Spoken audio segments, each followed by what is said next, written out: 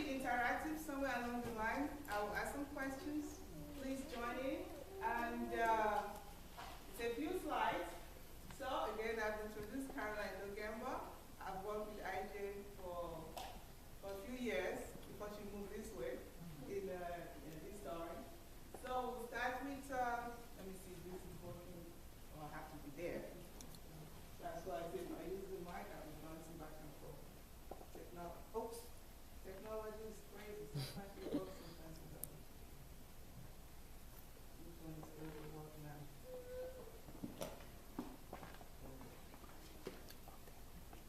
It's on. It wants me to use my hand. Okay, the objective is to have a better understanding of our relationship with God. This is not working. My hand. Okay, we start from everything again is going to be taken from the scriptures. Start with Genesis. That's where we all began. All our stories started from Genesis. And I'm introducing, that's where we got the first introduction to God himself. God is a very busy person from what we know. And he's working day and night. Let there be light. And he keeps working. We see all the things, if you go to Genesis, all the things that he did. He set up the water, night and day, so we know about how busy God is. And then, of course, at Genesis again, the first story of the creation of man. He created man and female and female. He created them in his image. And God looked at everything that he made and said what? Find it to be very good. That means we are good. There's no mistake in us. We are good. All right. In the second story of creation, Genesis 2:7 tells us, because then man was alone. He needed somebody who you can communicate with, dialogue. All the animals are there. Can't speak the language. They don't have the sense of reasoning that the human person has. So God saw that he was lonely. So God said, okay, I'm going to create somebody else. Laid him to sleep. And he took his rib to form this other person. And who would that be? The woman. And in forming a woman, ladies, let's notice one thing that is so special about her. Woman is the only created creature that didn't come out of clay. She came out of something already, someone already made. What does that make her? Clean, special, precious, beautiful, everything. And woman, from what we know from the scripture, is the last created creature. After God created woman, he finally, even when he presented her to him, to Adam, said, wow, alas!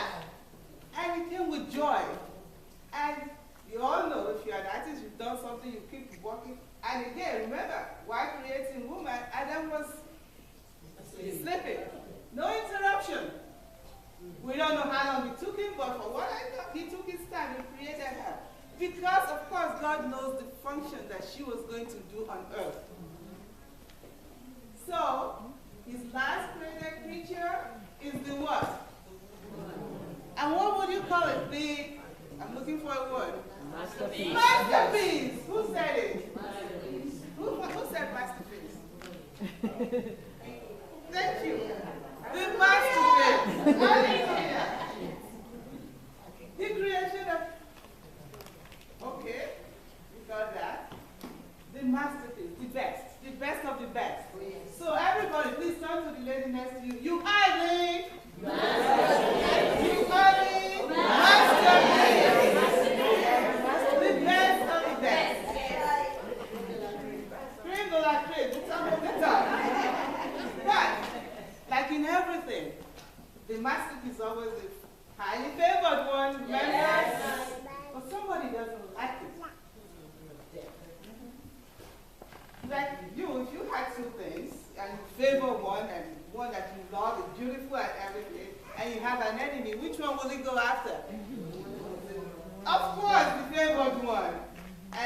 And the devil, of course,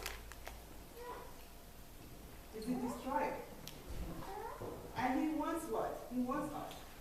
Because he's your favorite, God favors you, and he knows what exactly you're here to do, he comes after us. And the Bible tells us, the one in control says, it's not the flesh and blood or whatever. Principalities and powers and forces of evil. And the devil carries those forces. Now, when we say forces, we think it's somewhere, sometimes, something in the abyss. Those forces are around us. There are phantoms around us. People around us. Spirits around us. We exist. Because we are both human and spirit. We're not just bodies. There's spiritual warfare. Sometimes we don't recognize it, but if you're in the Lord, you need to recognize what the spiritual warfare is. But it's what we're about to do here, it's almost like a commander. Like a commander going to a war. What do you first do? He will check out his enemy. What ammunition do they have? How much army? If I have 10 people, am I going to fight against somebody with 100? I will lose. So first of all, you want to know, what does your enemy have before you start going to battle? Otherwise, you will lose. What do they have? You count it, you say, okay, do I have enough here to fight? Yes or no? Then something else you want to ask yourself, what does my enemy know about me that they can use to bring me down? And you want to safeguard that, because that's your weakness. And that's how the devil works. He looks at us. What is your weakness? And that's when it comes to you. Let's look at it in the Bible, in the story of Eve. He looked at Eve, the favored one, and said, Eve, did God really tell you not to eat from the tree in the garden? Eve is still young. Because then, from what we, she's like innocent and looking. She's never seen this before. Yeah. And then let's come to interrogating her and say, he said, oh, God said, if we eat that, we will die. Say, you will not die. Say, really? And what did he tell me? The serpent said to the woman, for God to know that when you eat from it, your eyes will be open, and you'll be like God, knowing good and evil. When the woman saw that the fruit of the tree was good for food, pleasing to the eyes, and also gaining wisdom, she took and ate. Look at the keys of what Eve saw. Eyes, pleasing to the eyes. I can eat this. It's different from the others. Again, not say, I haven't eaten this thing, no. Like everybody else, they say, this thing is good. I'm going to mix this thing. It's good. Let me go and eat it.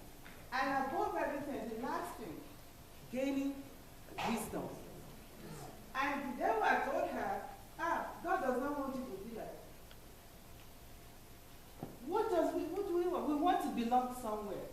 We want to have a sense of belonging. If God does not want you to be like him, then the questions start coming in your mind. He doesn't want me to be like him. So Satan already put doubt in her mind. And us, being like we want to belong. Let me eat it because I want to be like God. And she thinks it that way. See, that's how the devil leads us. This is Maslow's hierarchy of needs. These are the things we need to survive, according to psychologists anyway. Breathing, food, safety need, you want to be safe, self-esteem, self-actualization. The devil will meet you exactly where you are most vulnerable. If you're vulnerable, it's like, I'm too short. That's exactly where you will meet you. Every time you walk around now, all you'll be looking at, that one is 6 foot tall. That one is this one. That's all you see. Comparing yourself everywhere you go. And that's exactly what you do. And anybody who does not fit into what you think, I don't like that person. You go to, you're too tall. Then the next person. So, and it goes, you go in there, if you say house, you say rent. All of a sudden, like desperate housewives, you see the one with big house. That's the one I want.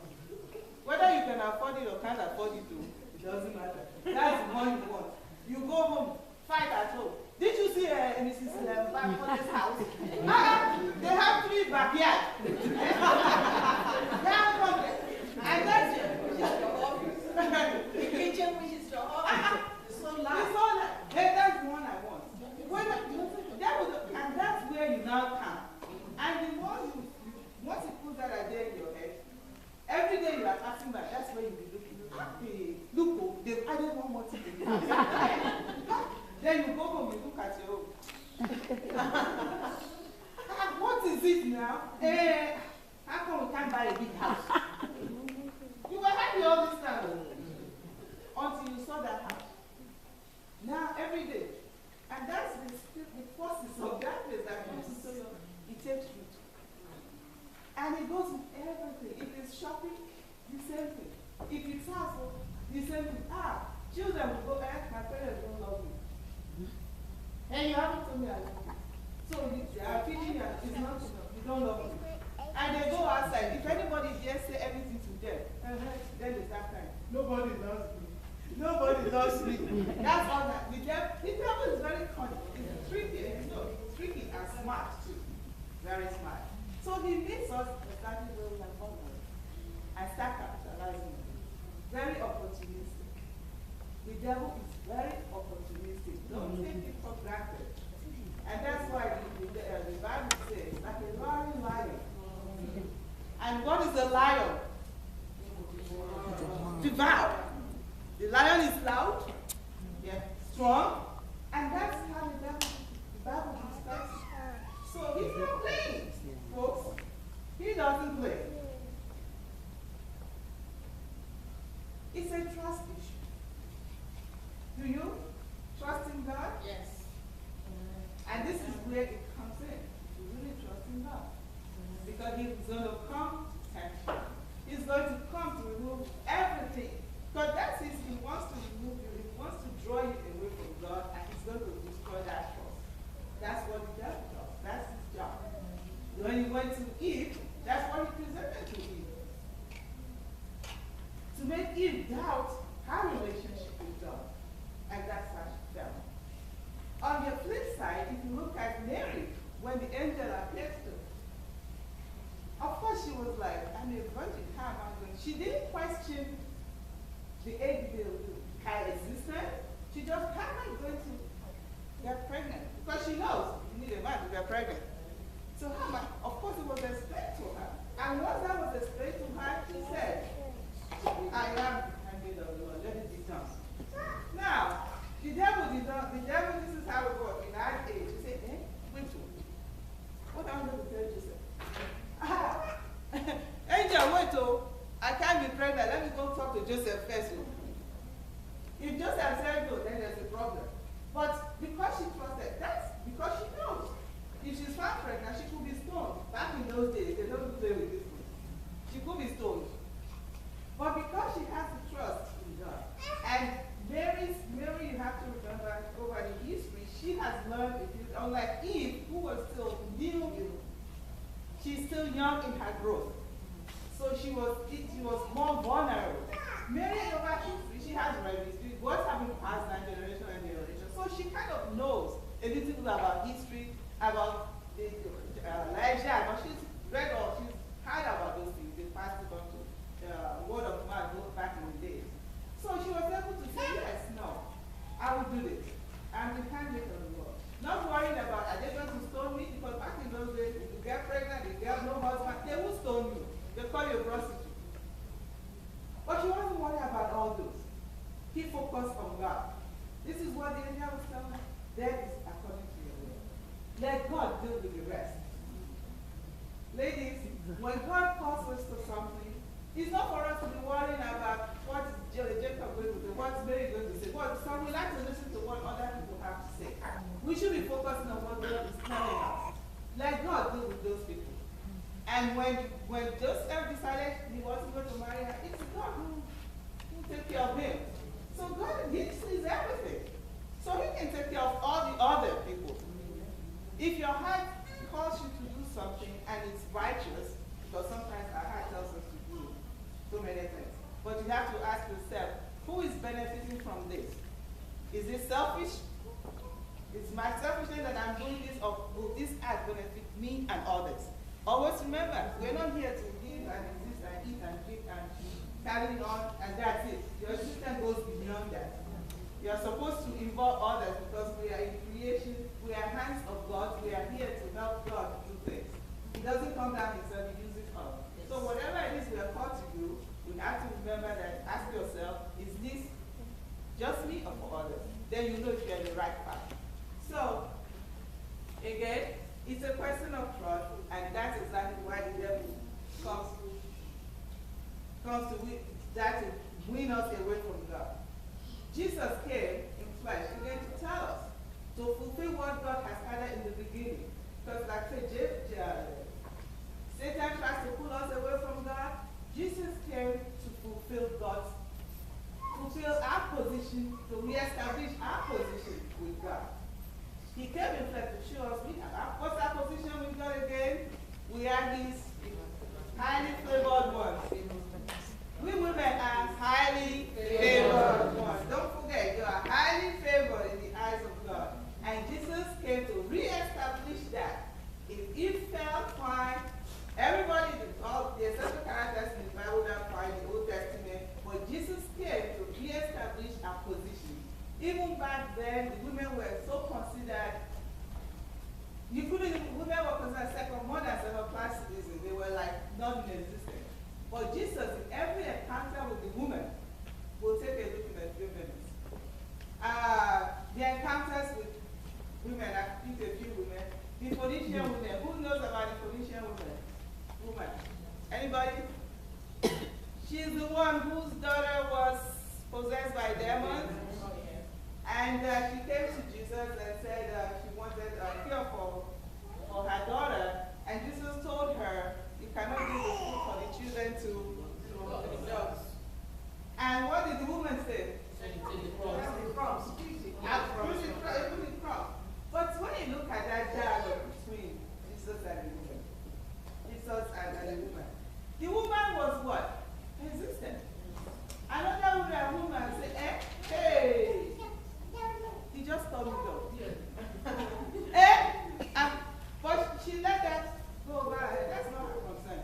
Her concern is because she has heard about this man, Jesus, and knows that he can take these dog things. So, my daughter is sick, forget about calling me dog. Whatever it is, even if you call me aunt, just cure my daughter. So, you know, she was persistent, and of course, her faith, before she even left here, her daughter was healed. She didn't even get home, and her daughter was healed. Then we saw the woman where Jesus feet, she had tears.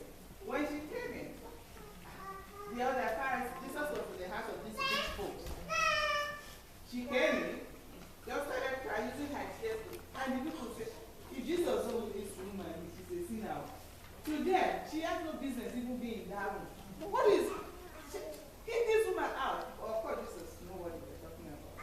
And but one thing you have to say about these women so far, what is it that they have?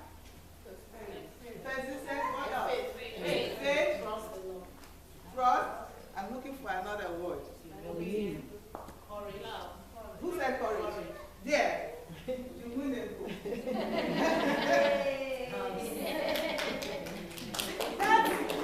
That's our biggest problem. Courage.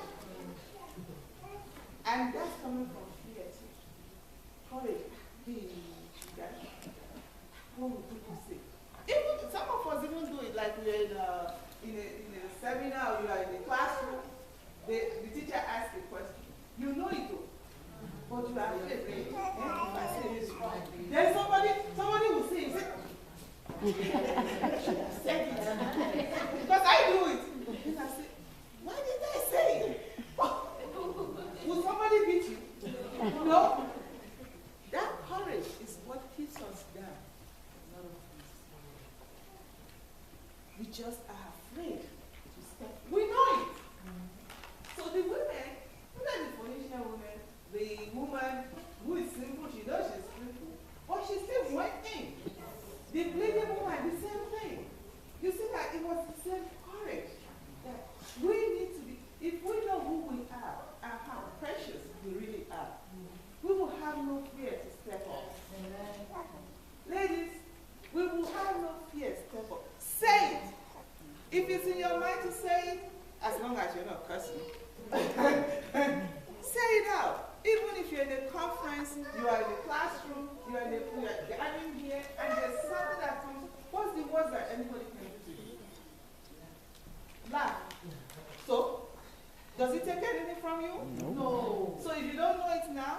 and it's wrong, fine, it's wrong. Now you know.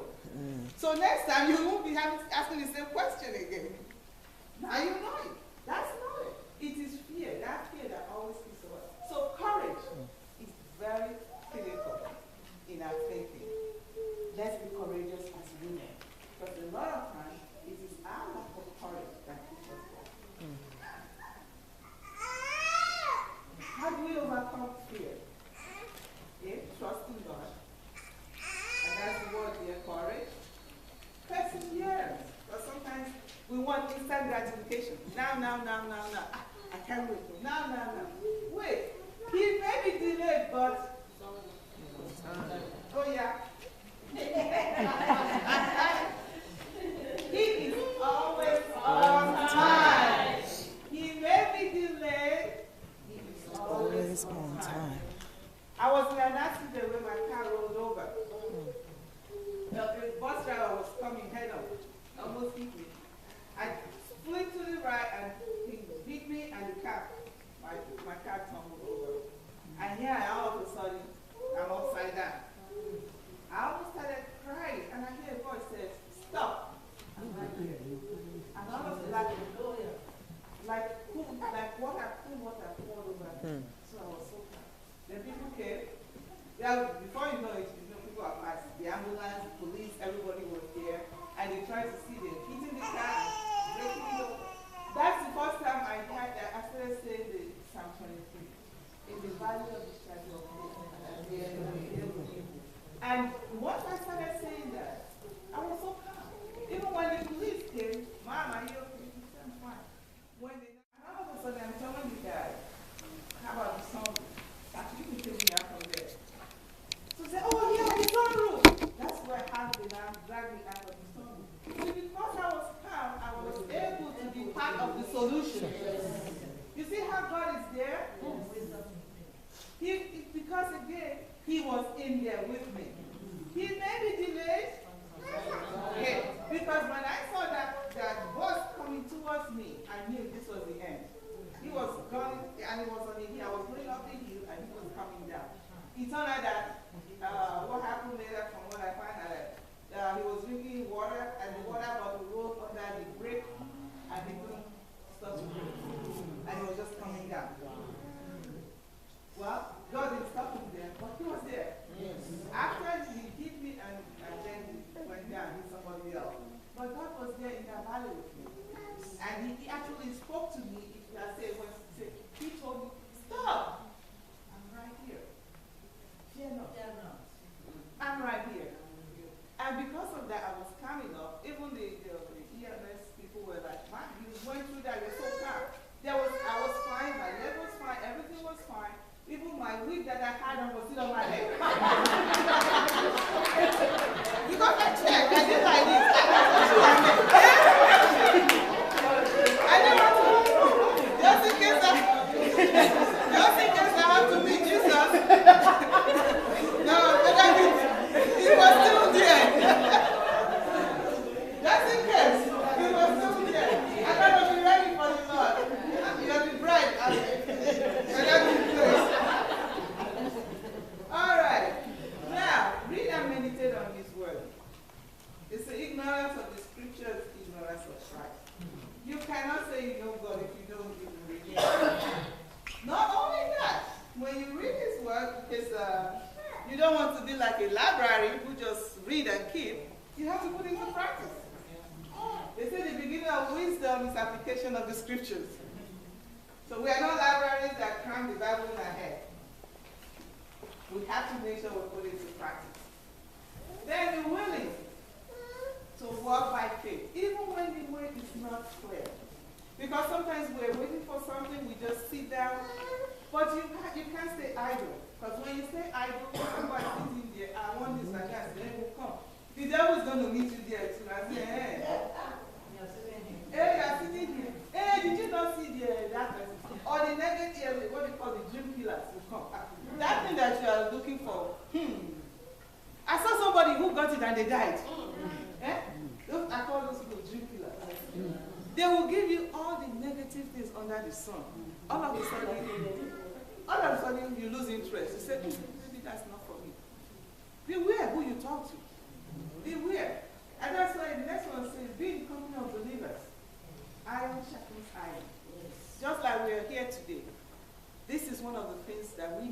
sustain us. In company of believers, because we are all believers, and when you come together, whatever it is you profess, whatever it is you confess to among your friends, and after all, Jesus said, when two or more are gathered together, I am there. Yes. He will hear you pray. There's no point me going to tell somebody who will not believe in what I believe in. They will kill it for you. Before you know it, this one happened, and this one, that one happened. No. Before your dream will die. So be in company of people who will actually nurture and encourage you with the word of God as the base and the foundation. Because God does not lie to you.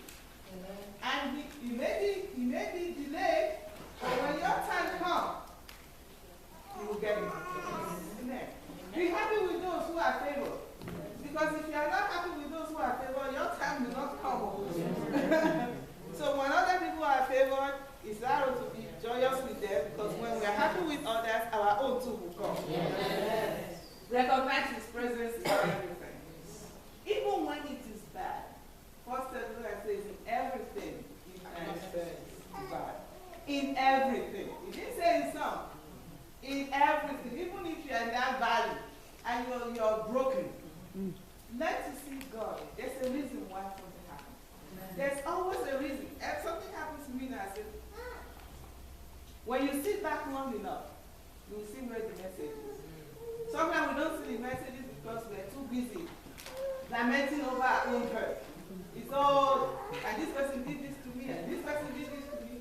Sometimes people come to you, if you slap me once, and you slap me the second time, it's because I have not learned the lesson I'm supposed to learn. Because when I learned that lesson, you won't meet me there again. No. I'm not going to, the point is, I'm not slapping you back, but there's something I'm supposed to be learning from this second time. Once I learn it, God knows I'm gone. And God will actually take me out of there because I have learned the lesson that I'm supposed to learn. Now I need to take that lesson and put it to use. So I won't be there. No. So if you meet me the second time, I say thank you. I will look again. Look at the circumstances because there's something I'm not getting. Until I get it. Then when I get it, maybe if the third time you come, then I start saying, okay, something is missing here. Go back. We're all intelligent people. Go back and look at the circumstances. Don't just react, be a reactive person. Because sometimes we tend to be so reactive. Everything is all, hey, you did this to me. Hey, we get into emotion. Take a minute, breathe, step back for a minute, look at the circumstances and say, how do I play a part in this? Start from me. If you look at yourself, how I play a part in this, maybe you can start eliminating things and see where the message is there for you. And once you get the message, tell the person, thank you. I'll give you an example. One time my kids were so little there. It was summertime, I didn't want to pay for daycare. I said I could come and pick them. I'll leave them at home. Lunchtime, because I was a field officer. Lunchtime, I will come home, and they are fine. I will run back. So this was just a week into the summer. I had left them at home. Then I came back. I said, okay, let me just take them. I took them to Burger King. By the time I came back, somebody had broken into the house. They stole, as soon as I entered, oh my goodness. First of all, I started dancing. My kids said, Mommy, somebody just broke into our house, we were dancing. I said, yes. I came and took the most precious things out. He can take the house. I said, the spirit just pushed me. Because I wanted to buy the Burger King to take home. But he said, told me, go take them and bring them to Burger King. So instead of going to, maybe I would have been there and they would break in and meet them. But instead I came home, took them out. They broke in, fine. But that wasn't even the end of the message. So the police came, they took report. As I was sitting down, it came to me like a slap in my face. Caroline, what were you doing? The kids were like 6, 5, and 2. I said, first of all, if somebody had seen them there and called police, the divers, I would be on television. Or supposing there's fire, because we had told them, if there's fire, climb here, climb this window. You know, I drilled them very well. But it was later, I'm like, 20 years, 6 years old, there's fire. So God has used the less, what did he take? Earrings or whatever he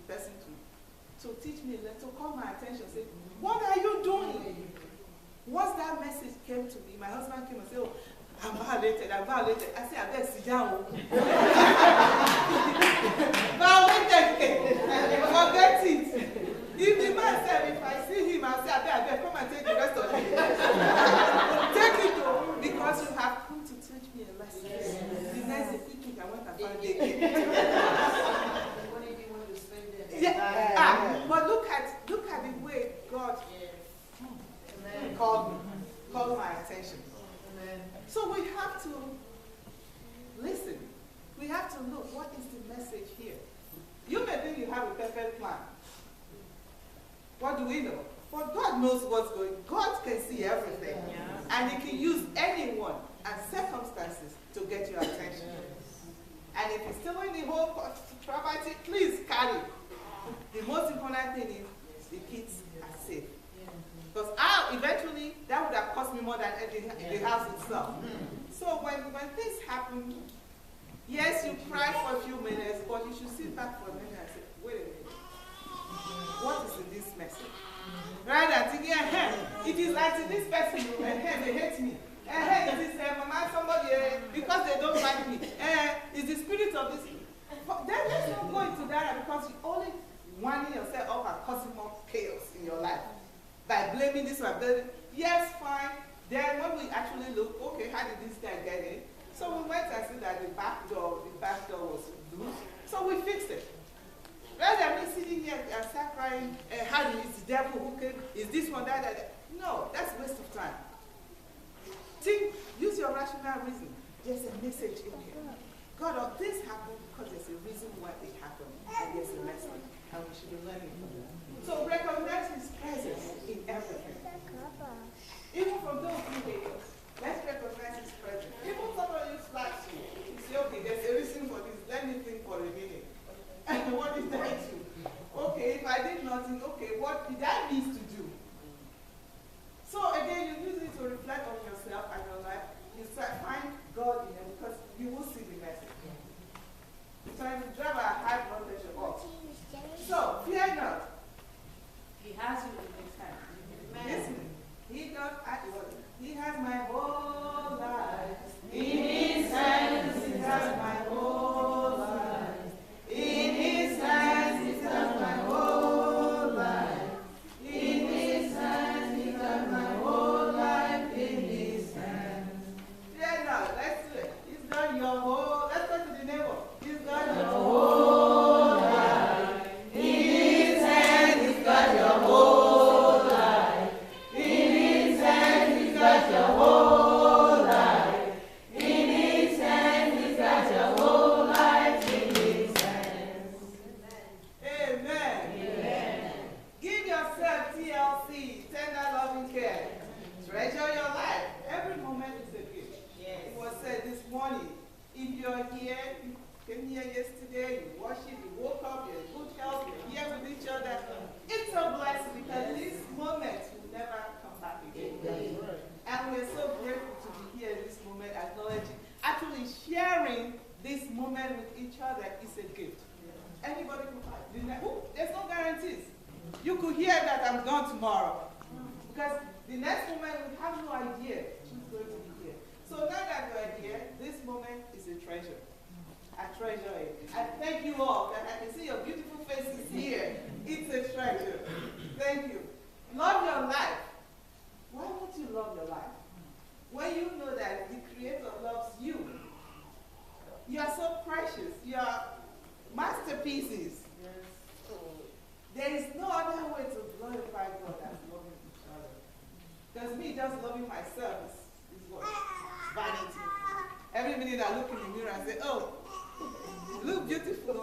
And that's all I do day and night, looking at myself and say, I look beautiful. Okay, so what are you going to do with it? If you feel good about yourself, if you feel joy, share that joy. That's what your beauty is about. It's not for you to just look in the mirror every day and say, oh yes, I'm beautiful. And so, share that beauty. Share it. Smile. You know when you smile, you look younger. Yes, I was in Nigeria a few months ago. The lady said, are you frowning? I said, me frown. Because I'm frank, I'll get old quick. Sorry. Wow, you really learn small. Care for your life. Eat well. Exercise. Maintain your physical and emotional and spiritual well-being. Because that's where the devil will meet you. If you want to lose weight, there's no point saying it. Because guess what? That's exactly what you'll be meeting you. Every day you keep singing it to you. Look at you. You are fat.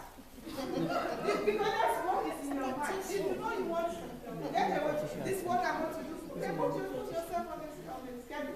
Yes, I will exercise it because once you are doing it, now he has no room to come back to tell you anything. Because you're already, you're in motion. You're moving. You're using the energy. So he has no business coming to tell you anything. You already know it. Okay, so what? So you put this in action. Eat well. Because it's, again, that's where he'll meet you. When you are sick, you can't get, yes, you see, it's that thing I did. Or is that person who fed me? Every time you're sick, you always look for somebody who did something. First, you want to blame somebody. Exercise and your physical and emotional and spiritual well-being, especially your spiritual. We always neglect that. Some of us, we do everything well. We neglect the spiritual well-being. Oh, we say, I don't have to go to church. I don't have to read the scripture. And some people say, why do I need to go to church? Why do I need to? I can pray at home. One man cannot make a forest. You need to be in a fellowship of believers. It only increases your faith. It only increases, and it makes you joyous. Some, I don't want to go here because it's not the church. It's there to worship God and be in fellowship with others. Oh, I don't like this. I don't like this pastor. I don't. The church is bent this way. People have all kinds of reasons for why. Excuses. Forgetting that the reason we're going in there is to pray to God and to enhance each other's life. So iron sharpens iron. So together we can move along in life and live a healthy life. Amen. Say, Romans tells us neither death nor life can separate us from the love of God. He has demonstrated from the beginning how, especially we ladies, how special we are. And Jesus came and reinforced that. When Jesus at resurrection, who was the first person he appeared to? What does that tell you, ladies? Oh. And they say women, what does that tell you? Special. We are close to God. And he reinforces that over. And I tell you, do you think he didn't know where the apostles were? Why is he sending Mary? You think he didn't know where they were? He sent her for a reason. She is special. She proclaimed, because when we believe in God, go to most churches, who do you find? Women. It's not because we like to shout and sing and dance only. Because we know we can feel his presence. And when he comes into us, he takes you spirit and all, and you're screaming and crying out. And we want to share that with others. So God wants you to share his love with others. And that's why we're here. So ladies, if you have anything that is causing you fear, let's close our eyes and just release it. Whatever it is you are afraid of right now, let's just close our eyes